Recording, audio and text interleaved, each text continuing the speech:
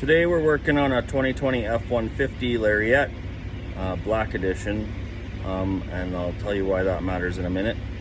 Got an issue where the truck isn't cooling off in the summertime and warming up in the wintertime, defrosting the windows fast enough, and so we're gonna do a little diagnostics. I'm pretty sure I know what the problem is, but we'll dig into it and see if I'm right. So the first thing we're gonna do is we're gonna measure how much air velocity we have coming out of the vents. This is just an atometer. We're going to measure how much miles per hour with the current cabin air filter that's in there, which I suspect is really dirty and then causing us the airflow issue. So I've closed all the vents across the dash are closed, the ones in the rear are closed. So what we're going to do is we're going to have everything come out of this one vent, and then we're going to measure the wind velocity out of there. So I have it in miles per hour right now. So looks like between 14 and 14 and a half miles, 14 miles an hour. We could probably safely say 14 miles per hour is our wind velocity right there. The cabin air filter is in the same location in all these models of trucks, this generation of 2020 F150. There's just slight difference, and the reason I mentioned that this is a black edition is because the black edition comes with blacked out emblems, carbon fiber accents, and that changes slightly how you access the cabin air filter. It's slightly different than some of the other models. This piece here will be different, where this will be an all rubber piece. This one has a carbon fiber accent panel in there, and so I'll show you how you access that differently than a normal F150. First thing you do is you grab this little rubber tray, pull it off, it just clips in there. Then you're going to need a pick. You're gonna have to fish underneath the carbon fiber accent panel and kind of pull out, because it clips in there with a few clips behind it. And I'll see if I can do this one-handed with the pick. I don't know if I'll be able to get it.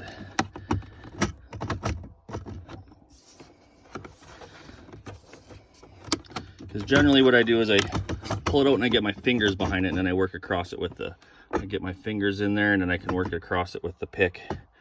I'll come back to you once I got it off. I'll show you what it looks like on the back. Now that I got it off, you can see there's a row of clips going across it. And one of the clips is missing from changing the cabin air filter once before. And then inside you got two 7mm screws. This part will be the same on all these F150s.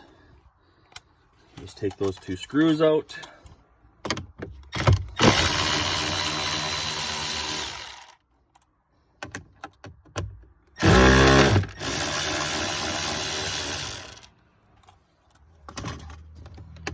I just put them in the glove box. Then this part's just clipped in again. So just give it a little tug, it'll pop out of there. Again, it's easier when you have two hands. Once you get it out, be careful because you have your glove box light there. Just unplug that. Then this tray comes out, and in behind, right here, is the access panel.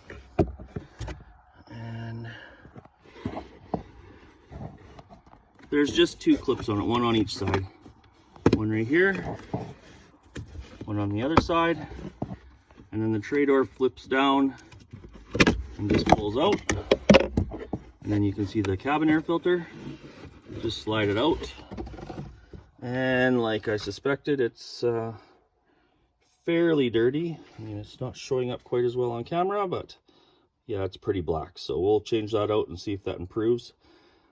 Just for reference, I'm going to show you what the air velocity is with no filter in there, just so you have a reference of what an empty air box is. I don't recommend you run an empty air box. I mean, you can if it's in a dire straits, you don't have a filter, you can't get the truck to cool down or warm up, you can.